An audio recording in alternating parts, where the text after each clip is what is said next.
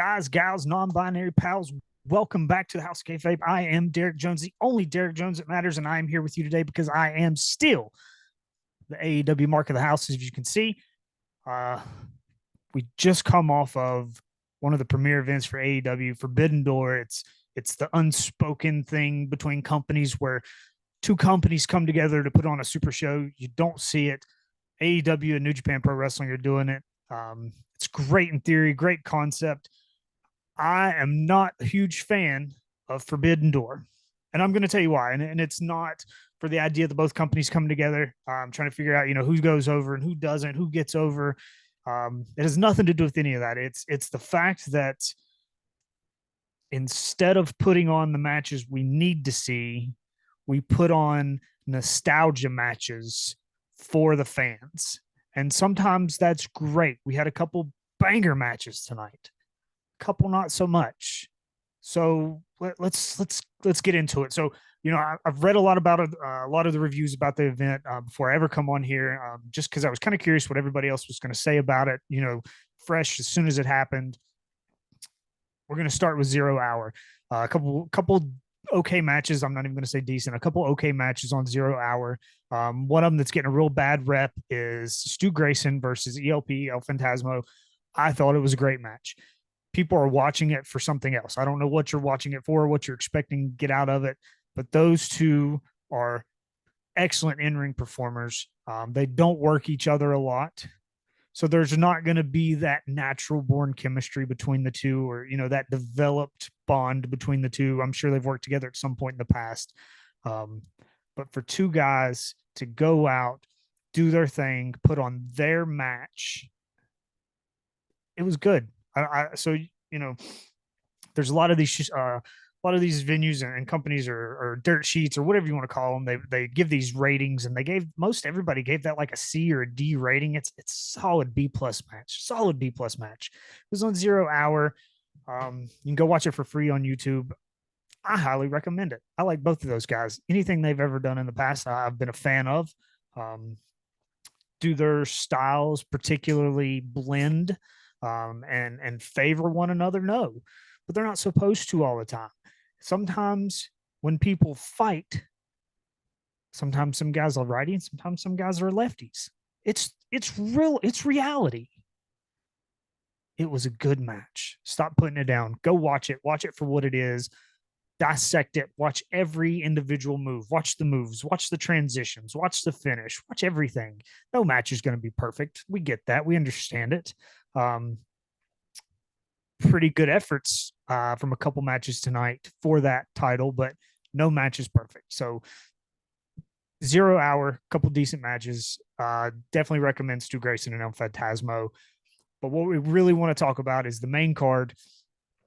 So we come out of Dynamite, and MJF says, if I'm wrestling, I'm going on first. And sure enough, he did. He's the AEW World Champion. Guess what? This is not solely an AEW pay-per-view, so he doesn't have to close the show. He doesn't have to be the main event because he's the World Champion. This card was built specifically around one match and then developed a second that closed the show. MJF is a front runner in AEW. He's the face of the company currently, so he has to be there, right? He's got to be there. So in MJF fashion, put me on first. So MJF and Hiroshi Tanahashi had a decent match. Pretty sure Tanahashi's nursing a leg injury there, kind of a little bit slow on the run, a little bit slow on the climb. But a professional dude come to work, injured or not, he came to work. Decent match between the two of them. MJF comes out on top. I'm going to scroll through a couple of these pretty quick, just because there's a couple that I really want to dive in deep with. So your second match is your Orange Cassidy match. Orange Cassidy, Shibata, Daniel Garcia, and Zack Sabre Jr. Zack Sabre Jr. and Daniel Garcia, man, those guys are they're workhorses. Those two kids are fantastic. I'm an Orange Cassidy fan, and I'm telling you, those two in the match were the show offs. Those two were the storytellers.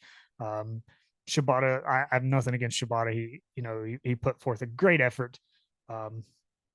it is what it is. Orange Cassidy comes out on top, still your international AEW international champion after pinning Garcia. Um, protects Shibata and it protects Zack Sabre Jr., both of which are also holding championships for other companies. So Garcia is kind of the natural choice. Anybody could have seen that coming that really pays attention to the product and knows what's out there. Next, you have Sonata. Sonata is your IWGP World Heavyweight Champion, and he takes on Jungle Boy Jack Perry. So before this match ever started, Jungle Boy is coming out to the ring and he's got Hook with him. I sent a message to a buddy of mine. I'm like, hey, Hook's at ringside with him. Bet he turns heel tonight. It's a perfect opportunity. This is the way that you turn a young and up and coming talent heel. This is the proper way to do it. You don't just say, hey, one day you're a heel and you go out there and you speak poorly to a crowd that loves you. You can't do that. You have to have reasoning for the young guys to turn heel. Now, if you're an older established talent, yeah, hey, he's been a jerk before in the past. Okay, we get it. Jungle Boy has not. He's the good guy. Whatever. Sonata and Jungle Boy, a decent showing. I think there's maybe a communication barrier there between the two of them, and not that saying that Sonata can't speak English or anything to that effect, but again, no chemistry because they probably don't work each other a lot. They don't know those transition holds and those moves that one another use. We can talk it through during the match and before the match, but until you're out there doing it and you don't know that natural flow into one another's setups and situations, it's going to look a little clunky, and it did to me. All in all, a decent match. After the match, that was the thing when Jungle Boy turned on Hook. So you have Jungle Boy Jack Perry, big time babyface Hook. Everybody loves Hook, this is how you make someone a heel. You're frustrated after the match, frustration from competition. Then you release that frustration and you enjoy it. And you didn't know you would enjoy it until you've done it. Now you've got a heel on your hands. Sorry, heel on your hands. And if he doesn't cut that hair, man, he's missing the mark. Because that hair, that is the Orange Cassidy thumb. That hair is Jungle Boy's thing. Like, the crowd reaction's cool and all, but it's the hair. He cuts that hair, he puts on a suit, he throws on some expensive sunglasses, and he calls himself the Hollywood Sun Jack Perry. You cut Jungle Boy out of it completely. You're no longer an early 90s WWF character. You're now, a late 90s WCW guy. You're the Hollywood Sun Jack Perry, and you're a bad guy. Could be good, could be huge, but if they don't do it right, they don't dress him up, they don't suit him up, they don't cut his hair, he's missing the money. Because that's the money. That's where everything comes into play, is when you look the part. Yeah, you're not a big enough jerk in real life as it shows to get on a mic and really let people have it to the point where they believe it with some conviction, because you're just not that guy. So you have to look the part. You have to do away with all of the old nuances that people are like, hey, that's Jungle Boy. That's that guy I like. So the music's got to change. And it can kind of stay the same. Somebody can redo the song, but it's got to change. The hair's got to go. The loincloth's got to go. Suit up. And hold on. Jungle Boy, Jack Perry, rest in peace. All rise for the Hollywood Sun, Jack Perry. It's going to work. If they do it, it's going to work. Next match, Eddie Kingston, Ishii, and the Elite with Young Bucks and Page versus the Blackpool Combat Club, along with Takeshita and Shota Umino. I hate multi-man matches, man. And I love the Elite. I love the Bucks. Hangman, he's great. Moxley, he's great. Blackpool Combat Club, it's all great. Way too many people in this match for one ring. When they do blood and guts and they do the multi-ring matches, or they put a cage a big cage, not just around the ring, but around the outside of the ring, like a Hell in a Cell style. When you give these guys room to continuously work, and you don't have these situations where you've got three guys laying on the apron watching, and I understand that's part of the business, while two guys are in the ring working, waiting on their just waiting on their spot to come in. Nobody's doing anything else. You're putting the focus on the guys in the ring. I get it. You know, give them their flowers, let them get their stuff in. But why can you not be working rest holds on the outside? Why can you not be, hitting submissions on the outside, or working the barricade with the crowd, the people that are right there in front of you a little bit, give them a little something while they're waiting. Um, I don't, it's too much. 10 guys wondering too much if it's not meant to be an all or nothing match like the Royal Rumble. Too much. Personal opinion, hate me for it if you want to, I don't care. Um, all in all, what the guys did in the ring was great. Um, the thing that I dislike most about those big 5-on-5 or 4-on-4 matches is there's always a series in the middle where I'm going to knock you down. He's going to knock me down. He's going to knock him down. He's going to knock him down. He's going to knock him down. He's going to knock him down. Okay. Happens every time. Got to get something different. I like my wrestling to evolve a little bit. AEW being the alternative can give me a little bit of that evolution. It'd be great if you did. Again, these are let's give everybody a paycheck style matches, and everybody in this match deserves a paycheck. But I feel like this was another one of those nostalgic moment matches. Let's get Tomohiro in a match. Let's get Red Shoes Jr. in a match. Shota Umino. If you don't know, that's Red Shoes' son. All right. Tomohiro gets the pin on Wheeler Yuta. Put him over. Yuta doesn't suffer from it. It is what it is. Again, these matches don't do much for me, so it's hard for me to get excited and talk in depth about them a whole lot, even though the Bucks were in the match. Love the Young Bucks. Those are my guys, and I still struggle to watch that match. Solid match, though. No faults for me. Next thing, we're going into Toni Storm versus Willow Nightingale for the AEW Women's World Championship. Original plans were not for Willow to be in this role. Original plans was supposed to be Mercedes Moné until she suffered an injury, dropped the belt to Willow, New Japan strong match, and Willow just kind of fed right on into that storyline.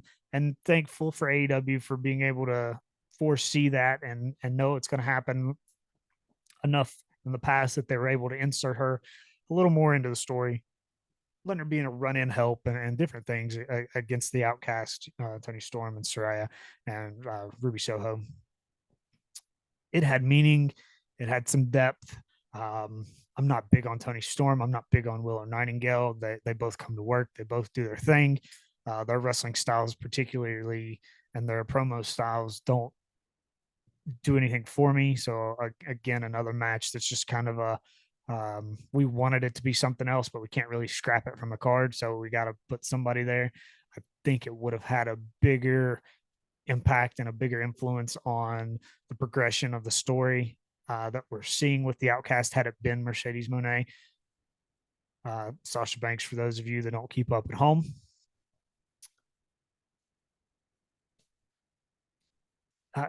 Toni Storm retains. Decent match. They didn't give them more time than they needed. They didn't go over. They didn't go under. If you follow women's wrestling, solid match to watch. The following match is one of the matches I really wanted to talk about because honestly, I did not foresee this match being what it was. This match was undersold on TV to me, completely undersold. This match probably should have happened in August, considering the results of the match. They could have had this match, but it should not have happened the way it did. It should have been a DQ or a time limit draw or something to build to Wembley. Will Ospreay versus Kenny Omega for the IWGP United States Heavyweight Championship is quite potentially one of the most exciting, well produced, well constructed matches I've seen in a long time. They worked extremely snug, extremely, to the point where you feel like they're both professional, but there might be a little animosity under the surface. Um, Snug, but it was good. There wasn't a point in the match where I was like, "Well, man, why are they doing that? That's stupid. That doesn't make any sense." They worked that crowd. They they built a story to every big move that was performed. It wasn't just a spot fest, and those two guys could put on a spot fest. Um, Will Ospreay established himself as, and a lot of people already thought this, but for the doubters and those who were not Will Ospreay fans, and I'm included in that group of people, Will Ospreay established himself at Forbidden Door as one of the greatest to ever step foot in a ring, in-ring performer. I'm not going to say greatest professional wrestlers of all time because there's a lot more that goes into that to me, but one of the greatest in-ring performers of a generation today and a generation of yesterday of all time. Will Ospreay is on that list. Um, what a match! I really enjoyed the heavy emphasis on the one winged angel, continuing to build to that until Ospreay hits it on Omega, and it has only ever been kicked out of once when performed by Omega. Years and years and years ago, they say it's never been kicked out of, but it has by Kota Ibushi one time before Kenny Omega was ever anything of importance. Let's put it that way. Before the cleaner, Kota Ibushi kicked out of the one winged angel. Omega kicks out at one. At one. That that jolts the crowd because they're ready for the one, the two, and then the kick out. That's the cadence we're prepared for. We know he's kicking out. We know he's coming up. We didn't know he was coming up at one. It built emotion. It was so good. So good. Uh Will Ospreay is uh if he could deliver better promos, I'm putting Will Ospreay on one of the greatest wrestlers of all time, professional wrestlers, sports entertainers of all time. If he could get that promo work in now, because the in-ring work is there, he's got to get that promo in. But man, that match was that to me is the match that Forbidden Door was built around. Um, Earlier I said, one and then another was brought in, but that match, that was the match that they're like, okay, that should have been honestly that should have been your main event, but I don't think anybody thought it was going to deliver the way it did. Um, I I feel like those two guys got together and said, "Look at the main event. We're going to make them a little upset they're the main event." Because the main event was two guys going after the title of the greatest professional wrestler in the world. That match, uh, because of other things that happened during the main event, potentially put into question who is the greatest professional wrestler in the world. And they were after it. If you want to watch a standalone match from this event, you don't want to watch the whole event, look that match up. It's worth a watch 2 or 3 times if you have to. The next match, yet another nostalgia match, and I've got people in the House of Kayfabe and fans of the House of Kayfabe that are going to hate me for this, but this was the most generic of matches. It was a hey, let's get all that nostalgia in.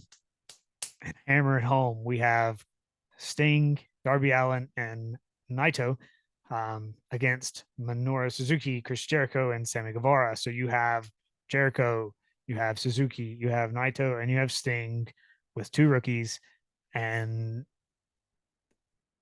it was a rough match to watch. It was because you want to remember all that nostalgia from these guys from years ago, and you want them in their prime wrestling each other in their prime along with Sammy Guevara and Darby Allin. This would have been a hellacious match. And again, maybe it's because it's another multi-man match and it just didn't do much for me. Um,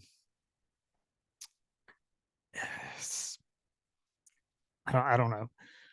Um, obviously, this is a ride into the sunset for Sting with AEW, so they're going to protect him at all costs. Um,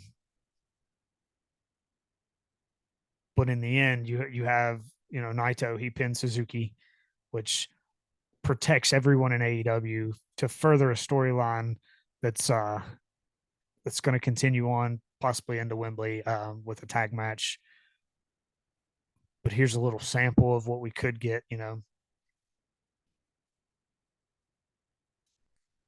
It's one of those matches that if you're in the arena, it's super exciting because you can say I was there,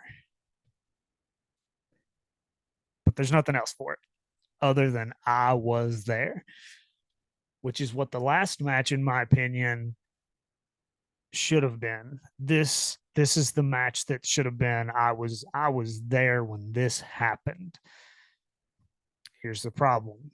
In your main event, you have Bryan Danielson versus Kazuchika Okada, two of the greatest professional wrestlers to walk the face of the earth. I'm not gonna discuss it with anybody. I'm not gonna let you dispute it. Period. Two of the greatest professional wrestlers to ever walk the face of the earth. Now, Okada, he's done his thing. He's the man in Japan. And he's going to continue to work for a little while, but his run there, I think he's done being the top guy.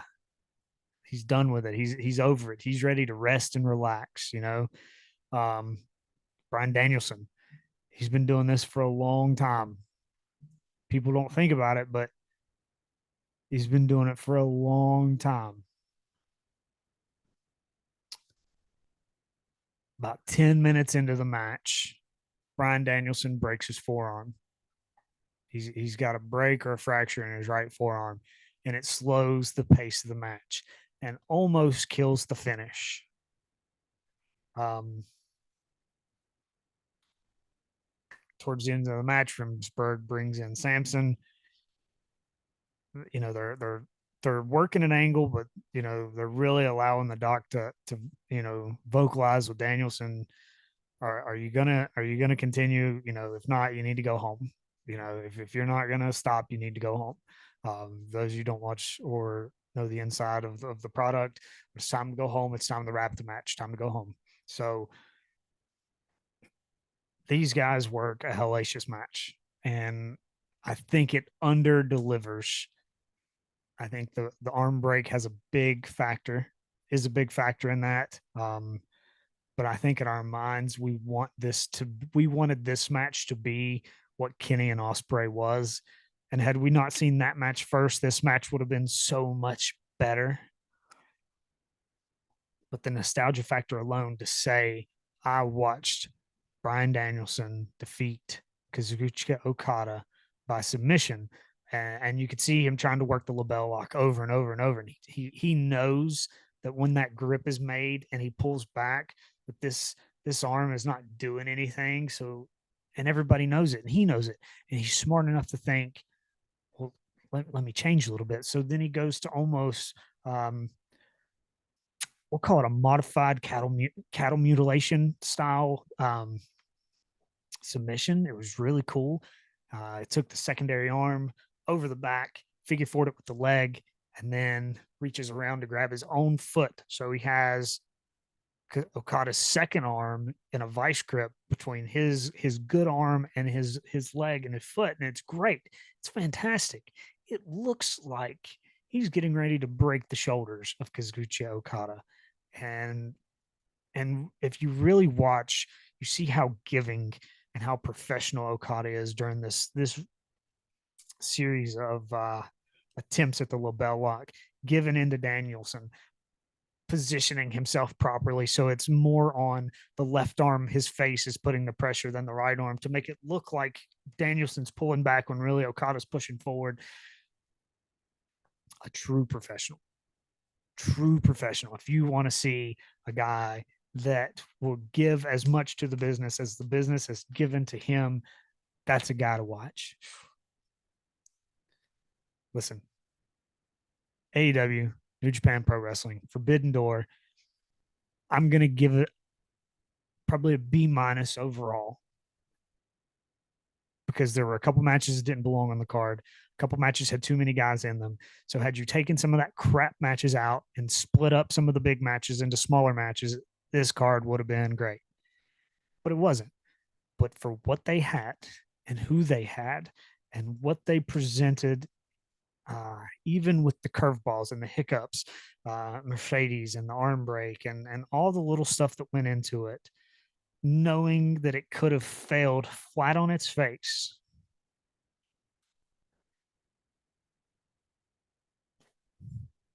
Thank God for the guys in the ring. That's all I'm going to say. Because the people out of the ring that plan it and produce it and write it, they're only as good as the guys that step through the ropes. And those are the guys you need to think about every time you watch something and you're like, man, that was fire. And you're like, man, who produced it?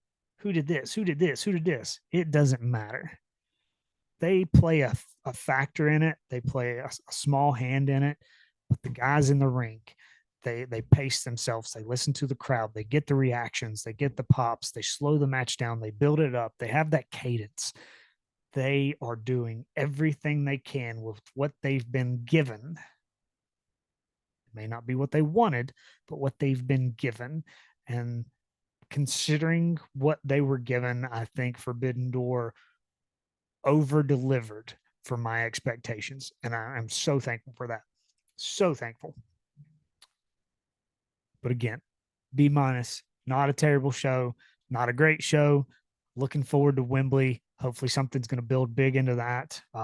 We'll be back to talk more about AEW All in London at a later date. Even if it's while I'm there, I'll send you guys something nice from it. But until then, that's my time. I am Derek Jones, the only Derek Jones that matters. You are listening and or watching the House Kayfabe on YouTube or any podcast platform that you prefer. If you like what you see here and you like what you hear, like, subscribe, share, tell your friends about us, get involved in the community, buy some House Kayfabe merchandise, wear it around, tell people all about it, hand out flyers. We don't care what you do, just let people know. But until then, I'm out.